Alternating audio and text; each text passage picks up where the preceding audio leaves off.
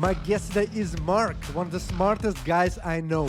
He counsels people with addiction and suicidal thoughts. He himself was an addict, but he broke out of his addiction by finding spirituality, later to realize that his spiritual journey would bring him to a rock bottom. In this episode, Mark challenges the notion of God, afterlife, soul, and being constantly positive. This is a very important episode. It challenges a lot of my personal beliefs. We also talk about how Mark learned to read when he was 41 years old. Please enjoy this conversation with Mark.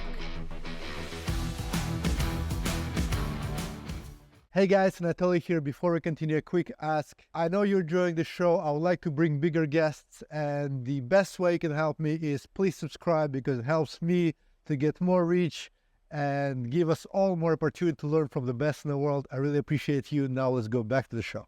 I want to start with spirituality, because we were sitting down in this coffee shop a few months ago, and you're like, telling me how you were wearing the crystals and you were wearing beads and you were very into Ubuntu spirituality, whatever it is. I don't judge. People express themselves as they want. And then you're like, it doesn't fit with me anymore. So it's not very common in here to have this opinion. And I want to explore it more because I think there's something important in there. Yeah. So tell me about it. Yeah, I'll call it mistaking the path of spirituality with the path of positivity. I started working on turning everything into a positive. And I used to come to Ubud 1 month or 2 months a year, go to ecstatic dance. I'd have a big rose quartz crystal on my neck. I had a big tiger eye on my wrist, and wearing white and walking around like with my hands on my heart and doing the movement. Everything's so and I realized there was a path, there was something quite didn't sit right with me in the back of my subconscious.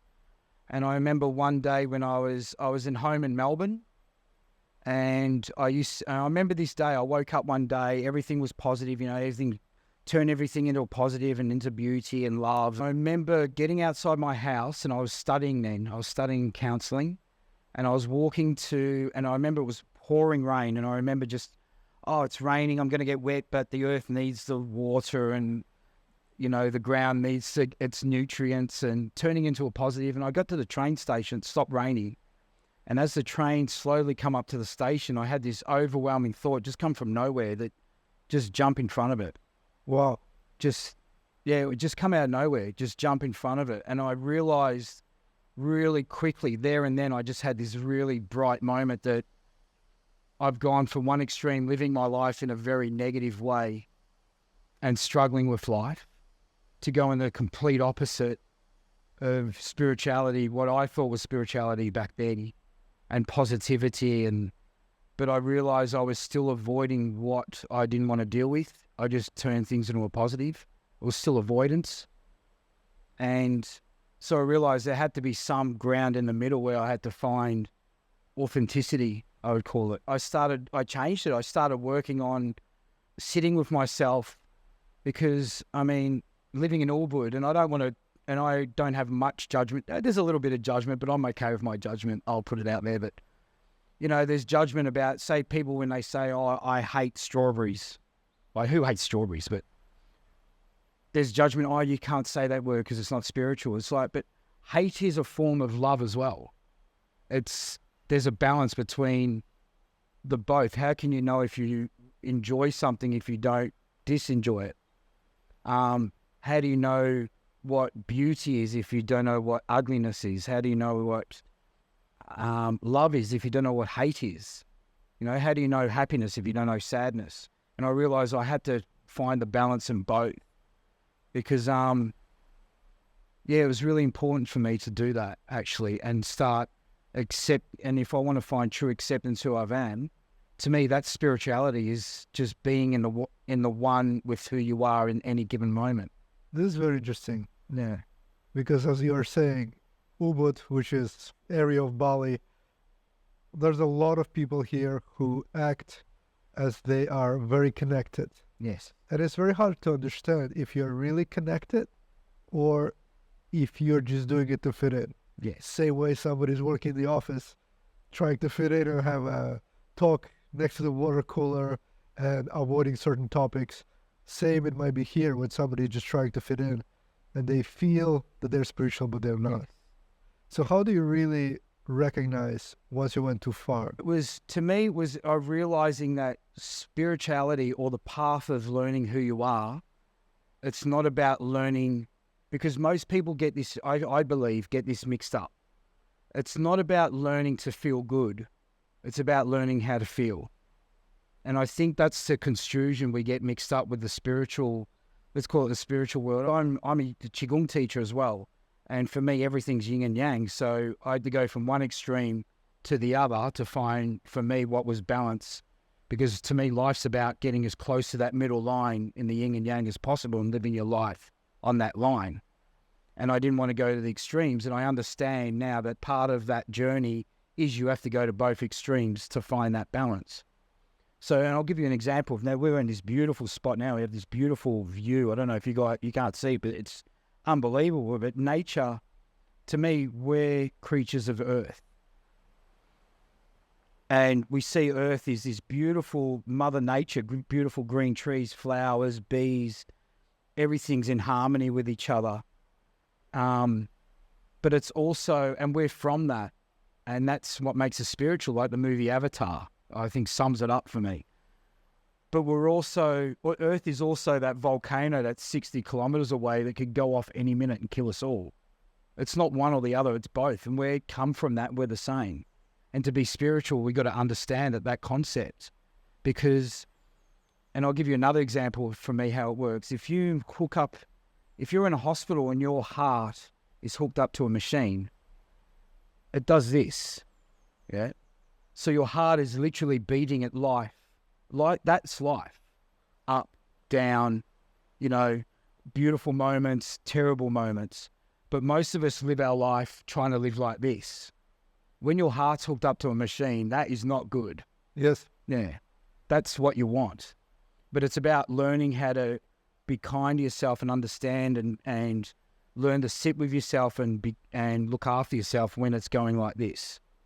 And then express and feel what it feels like when it's like this.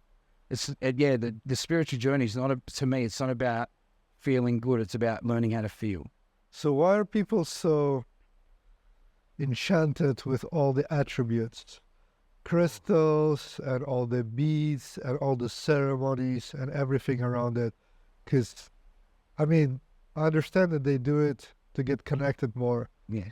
But is that form of avoidance in your opinion? Like, what is it? That's a good question, a good way of putting it. I think it gives us some sort of answer.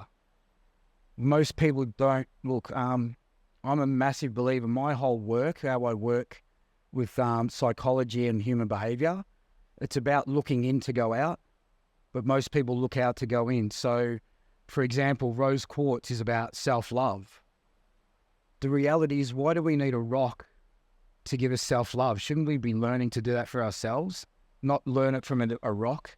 Yeah. And I know it's a beautiful thing, and it's a beautiful thing to have a reminder, to have it on yourself and touch it, or maybe to have that belief. But I think some people gives them some form of answer of what they can't, because most of it, all of us have our own answers. It's just scared to look at it.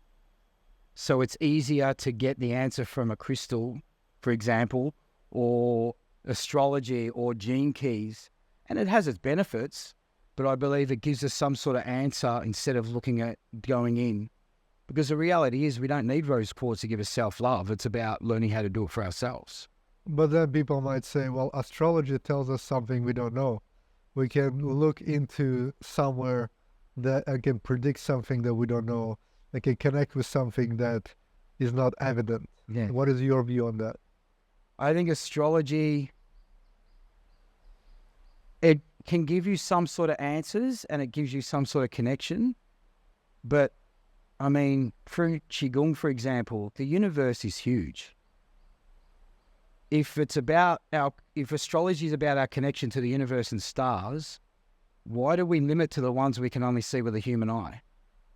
If you see it like that and know how big the universe is, that's very limiting. Yeah. That's very limiting. And to me, the spirituality part goes beyond that.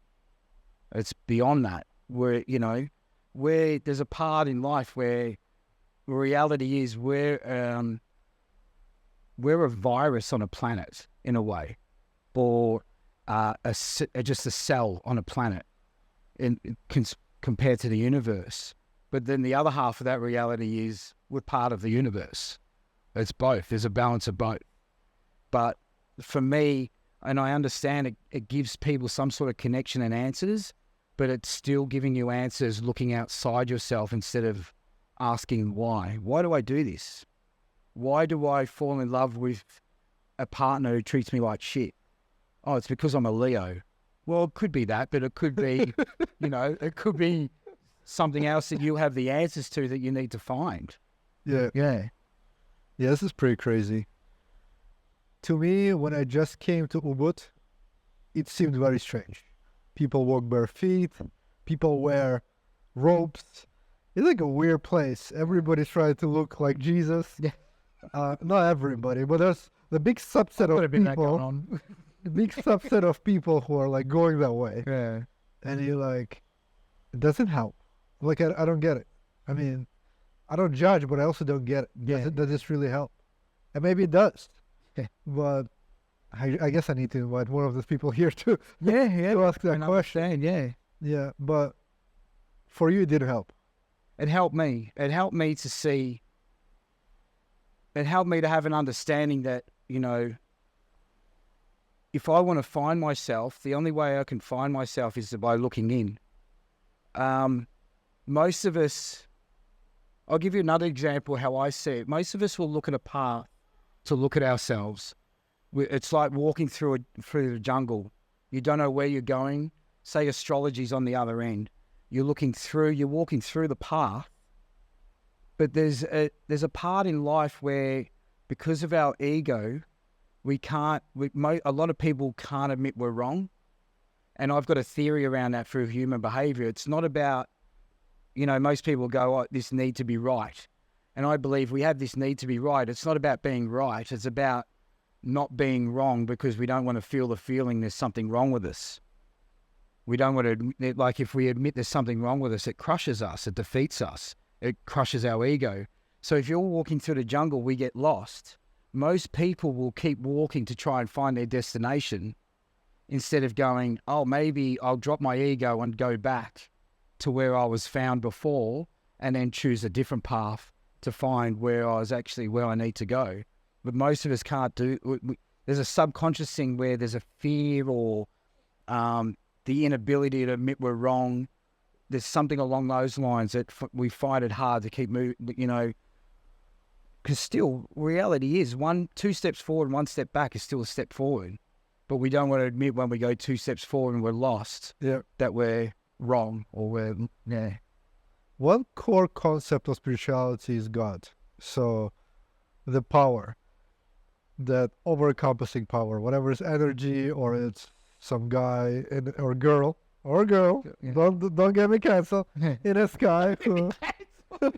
That's a whole nother subject. Yes, we're not getting there. We're saying don't get me canceled. It's a girl or a guy or any other gender you want up in a sky who controls everything. But essentially, then, following the same logic, we could say that relying on external power to guide you is also the way of avoidance.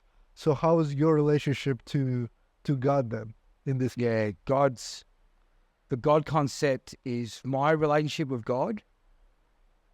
I personally believe in the Big Bang Theory now. So the way I like to explain God in my eyes is God is the creator, and I say a prayer every morning to this.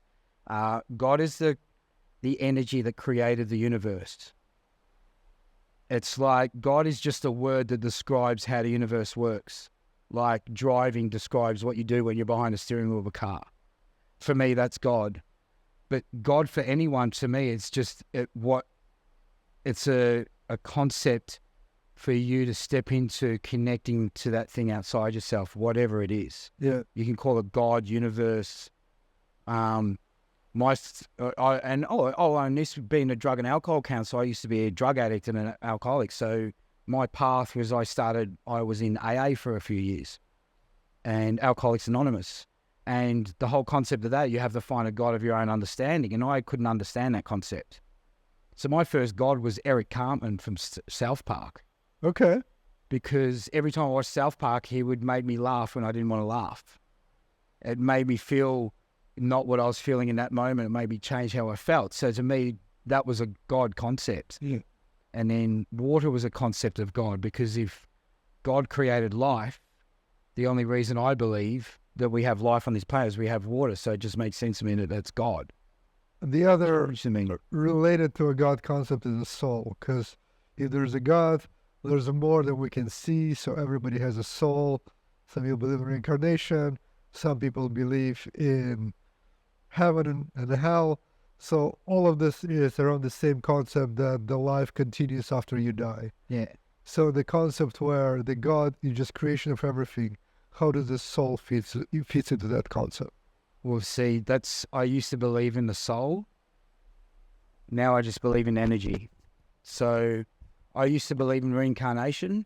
I used to believe our soul chooses to come back. I don't anymore. I actually, to be honest, if I'm real, I just don't know. I don't know. For me, it takes a huge ego to believe in something that I won't know. I don't really know the truth. Yeah. So I let go of that. And for me, it was actually the comedian Ricky Gervais helped me with this. I used to believe in past lives, for example.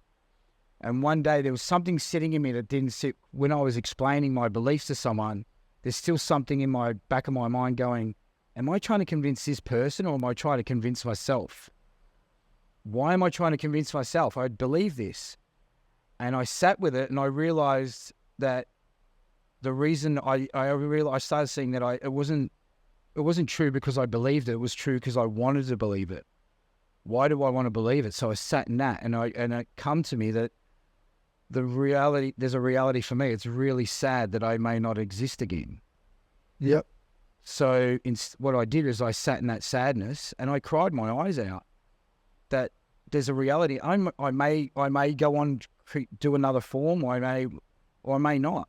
But the sadness behind that it may not happen, I sat with that. Now I just don't give a shit. Do you think that the strong belief that things happen after we die is actually rooted in the fear of death? Yes. We try to persuade ourselves in a whole bunch of different things because we cannot accept that there's uncertainty. I think there's a part of that. I actually think it's about control. I think it's about getting some form of control over the one thing we have no control over. I don't know if it's about fear. It may be, but I think it's more about getting some sort of control, because we don't have control over death. Yeah. It's going to happen. It's just a matter of when. But I feel that it's a concept about having some sort of control over it. Do you feel you accepted the answers? When I had the sadness, I accept it. How did your life change from there? Life changed that I started realizing that, I was avoiding that I may die one day. So it started, I love that comment. I forgot who says it, but if a fear of death is a fear of living. So if you fear death, like once I dropped the fear of death, now I can truly live and jump into things that I always wanted to try. Like I've done some amazing things where I've hiked to see Everest by myself. To the peak? No, no. I'm too lazy for that. Yeah. Like, wow, by yourself? No, but I went, Base camp? I went to base camp. I did it in a helicopter. That was a different story. Okay. I was very lucky. Yeah. I was doing a hike. All I wanted to do was see Everest from a distance, from a place called Namche Bazaar. And while I was on the hike, the tour guide I met got me onto he told me about, there was a helicopter they had and there was a spare seat and I could get it for a cheap price to go to base camp, basically. I was like, yeah. How does Everest look like when you see it? Like, how did you feel seeing Everest? And it's almost like seeing for me, my experience was seeing the most powerful, biggest thing in the world just sit there and doing nothing. Yeah. It was really, I sat there for hours watching it, actually.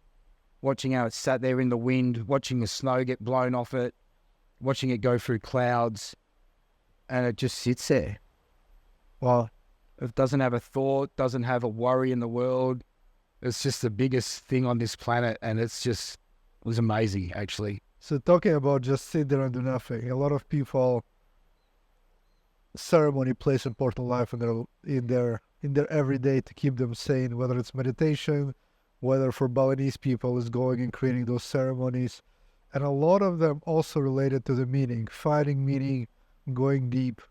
How do you approach that, assuming that your beliefs in God and afterlife is uncertain? Yeah. Let's put it this way. Well, it's my belief in my practice as well. Qigong's about letting go. So you got to let go of all concepts. So it's really hard to work on letting go of beliefs. I have conversations with my teacher about this a bit. You know, it's to even have a spiritual belief is kind of unspiritual in a way. Well, it's not unspiritual, it's not the right word, but it may not be the right path to get to enlightenment.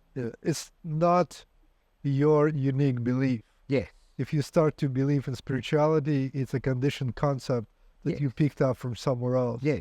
So you are already exercising some sort of conditioning and not a unique belief. Yes. So it's kind of a conditioning. It's maybe someone else's belief that you've just been learnt, or you may resonate with it and it may help you change your life. But is it really you? I had a discussion with someone here. I cannot pinpoint who it was, but it was a very, very smart person. And we talked about the same. What if you remove everything? And then what's left is essentially nothing, like you don't have any beliefs. But then isn't that fearful and stressful when everything you believe that you don't believe in it? Yeah. And if you know what I mean? Yeah. There's like no belief. And what's left? Yeah. How do you navigate the world? Yeah. See my belief. See my thing around my belief around addiction. There's a lot of concepts of where addiction comes from, but to me, the biggest addiction is 1, drama. 2, it all comes about control. So beliefs to me is about control. And so if you can let go of control, the freedom that comes with it is unbelievable. But most of us want to grab on. We do Qigong classes where my teacher is amazing teacher with putting energy into people and letting go. And you watch people will have a moment of letting go and freedom, and then it scares the shit out of them and they'll just grab it back like immediately because they don't have control. Yeah. The practice for me is about letting go of control. But even that energy that you're describing, there's something that we cannot see. No. So there's a belief that there is something like energy that exists that you're putting into somebody. And there's also a belief that there is something that they need to let go. So there's a lot of beliefs around the practice of removing belief. Yeah, exactly. And it's a forever practice. Yeah. That's why it's so hard to be enlightened. Even Qigong is a belief that through the practice you can remove belief. Yeah, it totally is. Yeah. It is. And I don't know how many years it may take me to let go of that belief. My belief in how human behavior is it's a belief. It's my experience of how I see with working with people and seeing when you start seeing the patterns, how you can all link them up and help people to change their life. Because I'm a huge believer in learned behavior. And if you work with someone to unlearn their learned behavior and learn something different, it's still a belief. Yeah. Yeah. It's still a belief.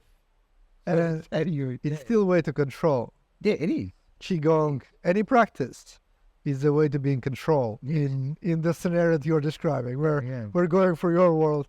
No, that's right, yeah. So any practice is to be in control. And the idea is remove all control to get control of your life back. Yeah.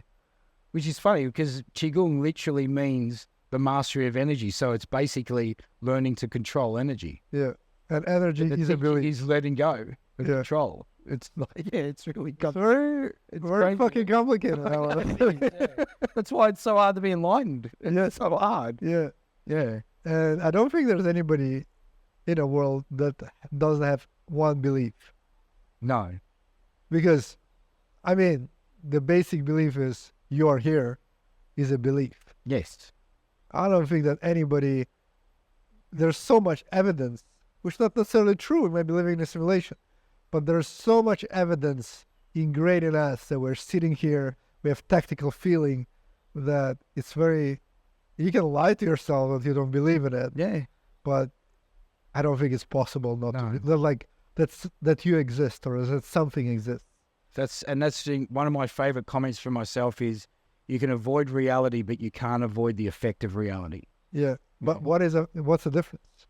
The difference is what's true to you, I see. Yeah. That's where I'm at the moment. It's what feels true for you. If doing 16 hours of yoga a day is true for you, do it. Yeah. If turning everything into a positive is true for you, do it. But if you start questioning it and you feel I don't know how else to explain it, but because spirituality can be like going to high school, learning the concept of spirituality. Yeah. I've got to learn this to fit in. Yeah. Yeah. Ubud to me is like a high school in a lot of ways, in some ways. For sure. It's there's a part where you're trying to find yourself, but you want to fit in. Yeah. So where's the answer to that? Where's the reality in that? But if it works for you in that moment, if your life is better in that moment, then do it. But assuming we have unlimited choices in life, We do. what's better is also a question. Oh, Would your life be better? You would think it's better, but would it be better if you would not believe in that? If you believe in something else? And that is an interesting, because everything is an opportunity cost. yes. Us sitting here is opportunity cost to you doing Qigong right now or meditating or whatever it is. So, and that's very hard. Like, what's right, what's wrong, where things come from. We can assume, like when we're, let's say, kids, we believe what our parents say. I have two kids and you can tell them something and I can lie myself out so they're not in danger and they will believe 100%. And in that moment, this is true for them. Yeah. But it's not true. It's not true. But The classic ones, like I love parents, okay, kids, you should never lie. Don't lie because it's terrible. You'll get bad things will happen. Now there's this thing called Santa who comes every Christmas and puts present, and there's the Easter bunny, and like, hang on, kid's gonna get confused. Like subconsciously, that's gonna. Yeah. And I'm not saying it's a bad thing or a good thing. It's just the way we do things. It's the what and for example, my mum taught me about drugs when I was young. How drugs are bad. Now I learned that from someone who never touched a drug in her life. yeah, What's the reality in that? What am I, my belief is going to be probably not the truth. or if parents say don't smoke and they smoke in front of you, Very well, yeah. and you're like, Or don't drink, all that sort of thing. I know it's a parent's job to keep kids safe, but most parents would do it out of avoiding their uncomfortability instead of what's right for the child. but for me personally, all this becomes very, very confusing. Because at one point, you understand that you don't know anything at all. And you can question everything. So there's a choice, which I was actually talking to the Buddhist Lama a few weeks ago. There's a concrete choice. Are you going to sit and linger on all of this? Or if it just doesn't matter? Yeah. But I think that doesn't matter is removing control. Yes. It is there. It's like, oh, I'm going to die one day. It is there. So if I cannot change it, why would I spend any energy thinking about it? Yeah. But it becomes hard because then you go deeper and say, well, some people believe that everything is predefined. Your life is predefined. Yeah. And it's mostly we're moving patterns and everything has happened that happened before. And then you're like, okay, so maybe what I do doesn't really matter. So then you're like, why do I need to do anything? Yeah, You know what I mean? It's getting pretty crazy very, very quickly. Yeah, it is. And finding a right balance while you don't stress about things, but then you still try to do good, which is another question, what is good? Because essentially, if I don't believe in anything, why would I wake up in the morning? Yeah. What's the point? Just to wake up? Why? Yeah, yeah. Or enjoy, but like, if everything is It's very hard to enjoy if you don't believe in anything you enjoy. And then you start doing bad things. Yeah. Then you start to like do drugs because, okay, if nothing is matters and this I enjoy, you start to enjoy it. But it's not necessarily good for you. No. But if you believe that life doesn't matter and this doesn't matter, this is where many people actually, I think teenage years is very, very important. Very important. Where kids like, I just don't believe in anything. It all doesn't make any sense. And I have the depressive episodes as well where I go into that. Yeah. But it always happens from like, does it really matter? And then you start questioning. Even good things. Yeah, yeah. But then it leads you to a path of self-destruction. Self-destruction, because you start believing in yourself that you don't deserve good things. Yeah. It's very common with my clients, in addiction especially. Their beliefs is a lot of them don't even deep down believe that they deserve peace in their life. Some of them they'll freak out when they have a moment of their mind just shutting off, and they freak out because they feel they don't deserve it. Yeah. That'd be a hard way. That's a hard way to live. Yes. You know, it's human behavior is to me, it's so fascinating that how complicated life can be, but how easy in moments it can be. Because there's a reality of like, this is the one thing about what I talk about. It's not about feeling good. It's about learning how to feel. Yeah. On any given morning, I could wake up, like this morning, I woke up, sunshine, birds are singing, beautiful day. I've got this to look forward to. I had a meeting where I teach Qigong, had taught a class, caught up with a friend. You know, it was a beautiful day. I was excited, you know, but tomorrow I could literally wake up and open my eyes and the first thing that pops in my head is, no, that's life. Yes. You know, but what we do is we avoid that, or we feel guilty, or we feel like we're bad people because we have those no moments, or because we struggle, we have guilt or shame that we've done the wrong thing, or we're bad people, or we're not liked, or we don't fit in. But everyone has that. So Everyone. I haven't met a person yet that doesn't. So what I hear you saying is, it's not about feeling bad, it's about judging yourself for feeling bad. Yes. Yeah. And I think that's what gets people into depression. It does. Where they judge themselves, because I feel that way, I'm not good enough. Yeah. Because I feel that way, nobody will like me. And you tell yourself that over and over again, that's gonna become part of your body chemistry. Yeah. It's gonna be your mindset, it's gonna be how you think. I know for me, my depression, like, we'll go back to the parent thing, and I'll give you an example. And sorry, Mum, if you ever see this, I love you very much. But yeah, for example, my mum has got this thing. I can show you every text. I love you as long as you're happy.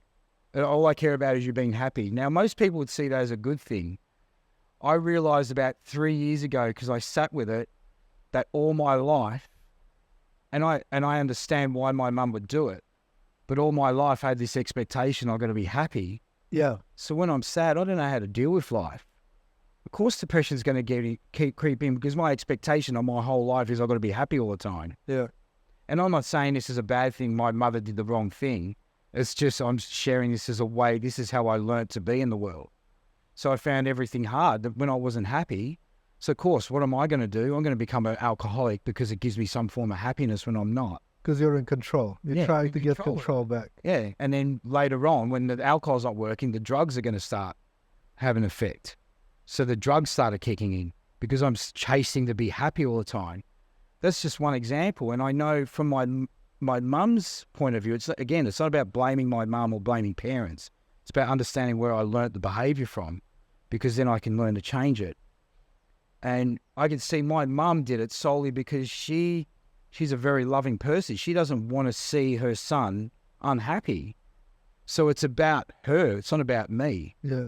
But is that her fear potentially? Potentially, I'd say subconsciously, yes. Is her fear of her not being a good enough mother if you are struggling? That would be part of it, yeah. I would say that would be part of it. There would be part of it.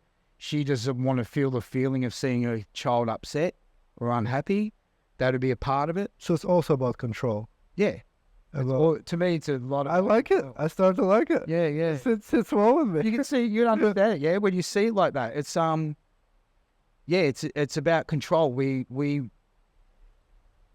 we're in control, we feel, because look, the number one thing women need to feel is safe. That's their number one priority. For men, it's about number 3. How do you feel safe? Well, you take control of everything. You can take control of what's around you, so you can feel safe, you know. And then some people, just the control gets built up more, where they want to control everything around them. I'm sure we all meet these people. Yeah. You know, it's not that they're nasty people or bad people. It's just they're in so much fear. They need to feel safe, so they'll try and control everything. And how do you get out of it?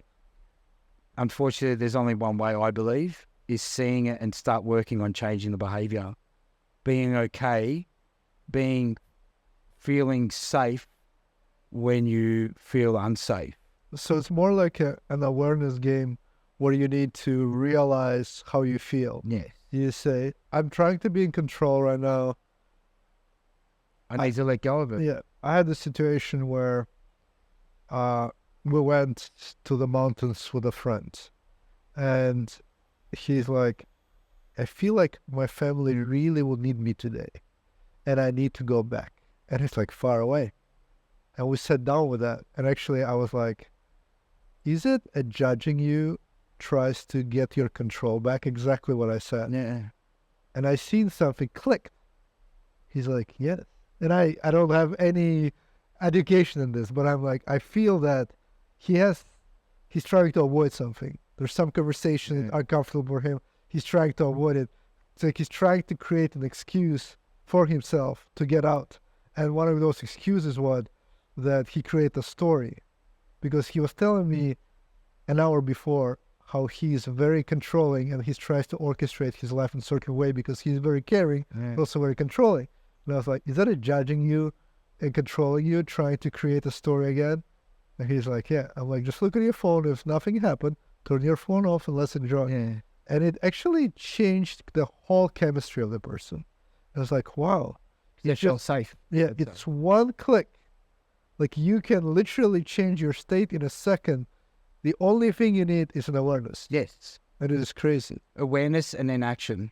Yeah. Yeah. So if you put the awareness in, because I'm a huge believer, awareness is nothing without action. So you bring the awareness in, and then how am I going to change this? But what's an action in case like that? Let's say. So the action would be, how am I going to change this? The awareness can be, oh, I notice I'm being controlling in this moment. Okay, I need to put action in. So how I've got to let go of control, or I've got to be open, or I've got to, okay, I've just got to step back a bit and not try and control this or whatever it is, whatever we do. So by him staying, he took an action. Yes. That will allow him to be less of a controlling person. Yeah. By him admitting he's controlling, probably alleviated it a bit. Yeah. You know? It's it's an interesting to me. There's a lot of things around human behavior comes back always. For me, it always comes back. There's something about it comes back to control. Yeah. Trying to control things we can't control. So you fear or out of keeping safe. So you, as having a drug problem and an alcohol problem, I assume it was pretty heavy if you went to AA meetings. Yeah. So how did you realize what was happening with you, and what actions did you take apart from AA that allow you to get back on track, I guess? Yeah. Your inner dialogue. Well, I'll share the story. So when I was about 41, I was very suicidal. I wouldn't say a huge drug addict, but I was into drugs and alcoholic. I just drank a lot. And we're saying into drugs, that like a heavy drug, like heroin kind of drug? No, I was more into speed, cocaine, and marijuana. Okay. Yeah, but I did it a lot. Like I would do a line of speed every 20 minutes. Okay. I was doing my plumbing apprenticeship then, and I had 4 weeks left, and I decided when I finished my plumbing apprenticeship, I was going to take my own life, because in human behavior, suicide, and I'll say this because hopefully a lot of people hear this, suicide's not about wanting to die. It's about not knowing how to live. Okay. And it's once you see that and understand it, okay, well, now I need to learn how to live, you can change that suicidal ideation. Yeah. And Can I point something out that I hear a lot, and this is very interesting for me. So there's a very common story between people who want to commit suicide, that they say, I will commit suicide once I do something else. yeah, Why is that? Why is there always like a journey? I would say to feel some form of accomplishment in their life before they die. I see. Yeah. Please carry on. Okay, so yeah. Well, so I decided I was going to take my own life when I finished my apprenticeship, the day I finished. 2 weeks before that happened, I happened to knock on a lady's door to fix her gas heater. And she answered the door, and this is what started my path. She answered the door, and I remember she had her dog, Zavi. And I remember leaning over and I started patting her dog. I was like, oh, hello, my name's Mark. I'm the plumber. I'm here to look at your gas. And oh, what a beautiful dog. And I looked up and she was just staring at me. And I remember thinking, why is she looking at me like that?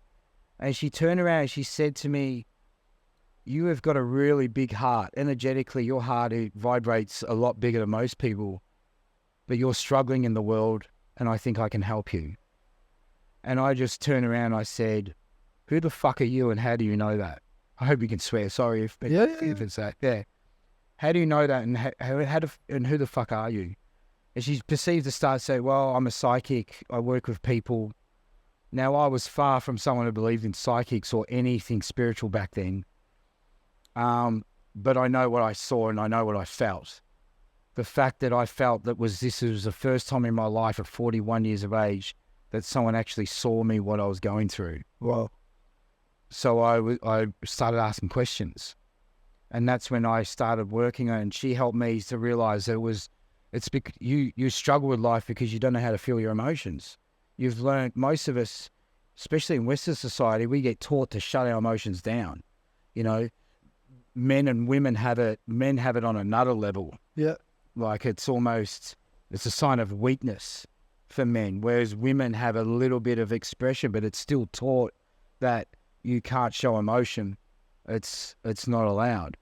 So when I started working on that with her and started learning how to feel my emotions, how to actually sit with myself, it changed. It changed where after a year of working really hard with her, I had no thought of drinking or drugging. Really? It just left me because I realized our addiction to drugs and alcohol is just a coping mechanism to deal with what we can't deal with. Any addiction is. And how do we know? What do we need to deal with? That's the hard part, Yeah. is having to drop the ego to do that, because it's very hard to see that, to have that awareness. And there's an unfortunate statistic where 10% of the world's population are addicted to drugs and alcohol. 2% of that 10% will do something about it. Yeah. So it's a very, very small minority that will have the awareness to start working on changing it. Wow. Yeah. And so, continuing the story, so you start working on that, and then you stopped using drugs and alcohol just like that. Yes. So it took about 9 months, actually. 9 months to a year to start. It was the last piece for me. I started working on changing, and I started going into the spiritual stuff, like turning everything in all positive and making everything feel good, where I didn't need the drugs and alcohol anymore. But I saw how much it, like, for me, mental health, and I don't think I'll ever change this idea of it. Mental health comes from how we speak to ourselves. Interesting. Yeah, so, and it's a really big call. I understand that, because a lot of doctors will say that it's a body chemistry. But what I see in my work, it's the mental thoughts create the body chemistry. So if you're negative all the time, your body chemistry will slowly go and feel more comfortable in a negative state. So But when you say how we speak to yourself, does that mean the tone of voice, what words we choose? It's like, you fucking loser, or Anatoly, how are you, mate? Yeah. Exactly. We can change that. I ask all my clients this, and I'll ask everyone who watches this to have a think about this. Would you talk to your best friend the way you talk to yourself? That's a good point. Yeah. Most people, no. Most people, it's abuse. The way we talk to ourselves is a form of abuse. Put ourselves down. We'll drop our car keys and like, oh, you fucking idiot. You wouldn't say that to your kid. Yeah. But that's how we live our life all the time. So, and that creates the negativity. Why is that? Why are we so hard on ourselves? Because I believe we don't know, we've never taught how to feel our emotions. So because of that, we start learning that to avoid. And then when you avoid, it's going to come out in a different way. It's going to come out. And we get taught that in school, especially in Western society, it's about achieving. It's about putting an expectation on ourselves. It's about reward. When you don't get that, you're going to feel like a failure, and you start learning to put yourself down. Yeah. We start learning to talk negative to ourselves. And even narcissists, like narcissistic behavior, a lot of people throw, oh, my ex is a narcissist. Well, that may be the case, but most of the time it's just they're very self-centered. Narcissism is a mental illness, but a big part of it mentally comes from how someone talks about themselves. If they talk to themselves that they're the center of the world or universe and everything evolves around them, they're going to start creating narcissistic behavior. Yeah. It's a mental illness. So I can completely relate to that because I shared this podcast many times. I had hard times to feel anything for a very long time. And I guess slowly but surely for me, peeling the layers, it becomes easier now. For the first time 2 weeks ago, I was just talking to my son and I started to cry. I can count on it wasn't anything brutal. I just started to cry. And I was like, I can count on my fingers of two hands how many times I cried in my whole life. So for people like myself who are having a hard time feeling emotions, because for me emotions, as I usually say, is like a soda that was on a counter for too long and you drink it and you're not sure if it's like sparkling or not. I can shout at people and not feel any anger. Or there's a sad moment and I feel like I need to be sad, but I'm not sad. So people like me, what are some of the ways this can start changing? What are some of the advice? Ask yourself, why do you speak to yourself like that? Ask yourself, the biggest thing I learned through this woman, Catriona, was the biggest thing is ask yourself these two questions. How do I feel? What do I need? How do I feel? What do I need? And it can be as simple as like, how do I feel? I feel thirsty. What do I need? A glass of water. How do I feel? I feel tired. What do I need? I need a nap. How do I feel? I feel angry. What do I need? I need to actually express it in a healthy way. What do I need? I need to cry. How do I feel? I feel sad. What do I need? I need to cry. Because there's a part, the crying thing, we talk ourselves into over years that we're not meant to. But there's a strong reality. You feel the emotion come up. Yeah. It just comes from nowhere. That's who we truly are. And what we do is we go, no, no, no, no. We shut it down. We shut down that true essence of who we are. Yeah. I cry all the time now. I cried my eyes out. And this is the first time I admitted this. I just finished watching the new, because I love Gordon Ramsay, how passionate this guy is about his food. It's admirable. And I watched the episode, I watched the new series, and the last episode, this guy who was so passionate about food and his life, I cried my eyes out when he won. I was in so much joy and pride for this guy that I've just watched in 16 episodes. Yeah. I was crying for about 30 minutes, and not in just like tears and letting the emotion come, because it was so beautiful to watch. Whereas years before that, my father died when I was 23, and I'm at his funeral saying to myself, don't cry, don't cry. Don't show anyone that you're sad, don't cry. And the unfortunate reality of that is the man who passed away at 52 years of age is the one that taught me don't cry. Yeah. And I'm sitting at his funeral as a 23-year-old boy, teaching myself, don't cry, don't cry. And now I look back at that, it's just wow. I mean, I'm trying to process those two questions. You said, how do I feel and what do I need? Yeah. I feel that a lot of times I would say what I say to everybody else outside. I feel great. I don't need anything, even though I might feel tired or thirsty and I need some water. Why are we doing it to ourselves? Because we're worried about what other people think. But it's just me talking to me. Yeah. And I'm still worried Yeah. what other people would think. Can I ask you a question then? Yeah. A question? Sure.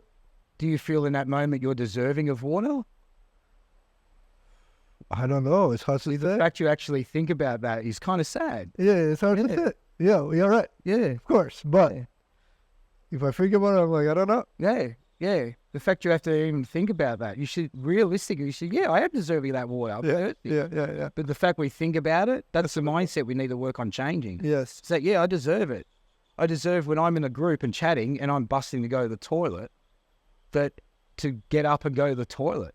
But most of us would go, oh, no, I'll wait to the end. But what we do is we'll sit there in a group and we'll start feeling uncomfortable and we're not really hearing what's going on. So we're not really present because all we're worried about is needing to go to the toilet instead of like, excuse me for a sec, going to the toilet and actually looking after ourselves and giving us what we need. Yes.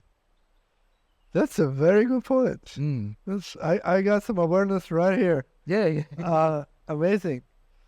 The one thing I spoiled here, which is related. So at 41, you started to get your addiction resolved. And at 42, you learn how to read. Yes.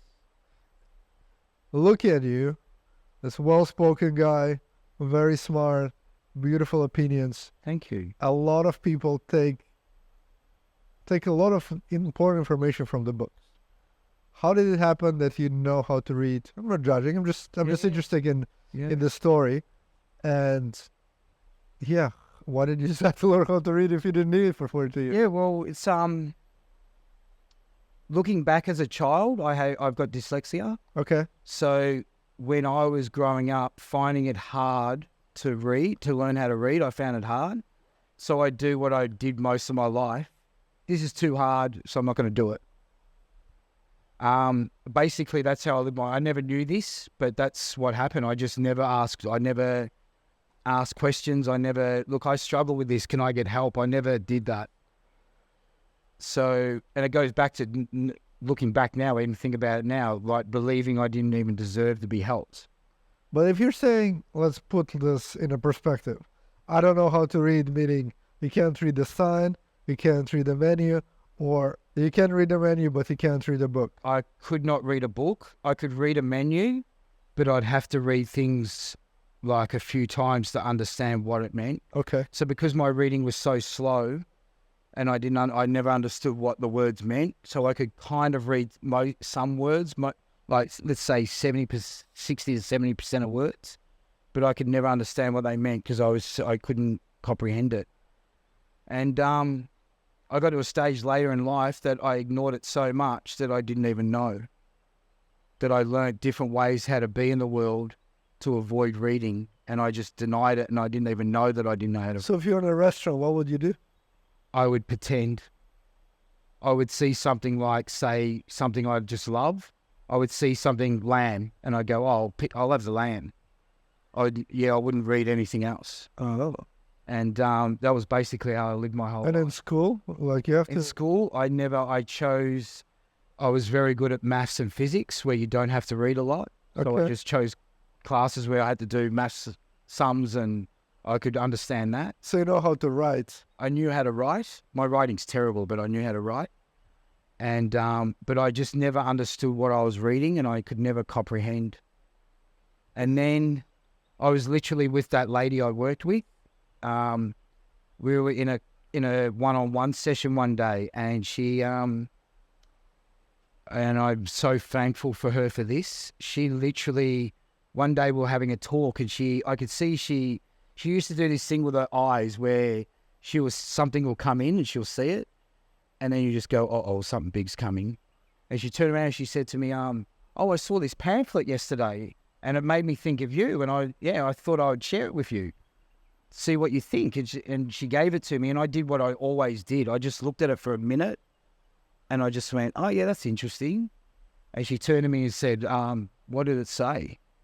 And I said, what do you mean? Yeah. She goes, what did it say? And I said, and I can feel it feeling now. I don't know. She said, you can't read, can you? I was like, and I just burst into tears. No, I can't. So then it was a real realization that I wanted to learn to read. It was one of the hardest things I ever did. How did you learn to read? I went in Australia, fortunately and unfortunately, there's a lot of community services.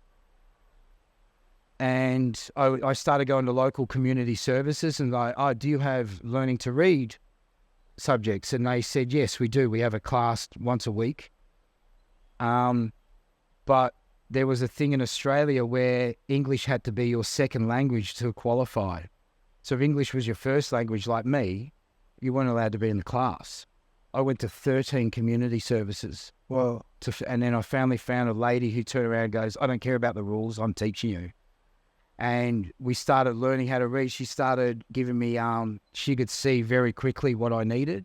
So it was like about understanding. So I read a lot of Dr. Seuss books. Yeah. And because they're very visual. Wow. And it really helped me stepping into starting to learn to read. And gradually I got better and better. I challenged myself where I started in AA. I started reading in front of groups. Like when who wants to do the reading? I would put my hand up and push myself through it. And then, to someone after a year of that, I went to university and studied counselling. This is beautiful. Isn't that amazing? Yeah. Anything's possible. It doesn't matter how old you are. This is so inspiring. Yeah. Like, I'm completely honestly saying. Thank you. Like, looking at you now and thinking that at one point you were addicted to drugs, alcohol, you didn't know how to read. From what you're doing now, you're serving people and doing this amazing work. Thank you. Mind-blowing. Yeah, thank you. And I'll ask you a question that I ask everybody here. If Mark now would meet Mark addicted to drug and alcohol before walking into the house of this lady, let's say, where he's like, I'm going to end my own life, what would you tell this person? Honestly, I would ask him for a hug and just say to him, whenever you're ready and whenever you need to change, I'm here for you. Beautiful. Yeah. And have you had in your life situations where somebody would remind you of yourself, when you would support them, when you would feel that you're sort of giving back and sharing your story? All the time. Beautiful. In any moment, and any moment when I'm my true self, I feel that. I love it. Yeah. And I really love that you have those views that is not easy to share, especially where we are. But I love that you are yourself. Yeah, and you're there to show who you are, and you're unapologetic about it because you know you went for a journey. Yeah. And you know who you are. Yeah, that's a good point. It's one thing that I apologize for who I was my whole life. Yeah. Fuck that. Now it's time to see the true power. Why would I do that? Beautiful. Be who I am and not apologize for it. Apologize when I fuck up. Yeah, but I apologize and denied who I was my whole life. Why would I keep doing that? Yeah. Yeah. It's a very strong message. Yeah. Thank you for sharing it. The last question, because I know I have to run and serve people and teach them Qigong. Yeah. So the question I ask everybody in this podcast, according to Mark, how to live a happy and fulfilled life? Oh, be yourself. The biggest thing is to let go of worrying about what others think of you and just be. Is a great step forward into living a healthy life. Prosperity. Yeah. Amazing. True honor to have you here. Thank you, man. Thank you for asking me. It's been an absolute pleasure and honor. Thank you. Yeah. And for everybody watching, if you want to see guys like Mark and hear more of his story, subscribe, like, so we can share it and invite Mark more. And I appreciate everybody of you watching. It was very, very special for me today. Thank you guys for watching. Bye-bye. Bye. Thank you so much, man. No, man. Amazing. You're amazing at it. Thank you. You make it flow so easy.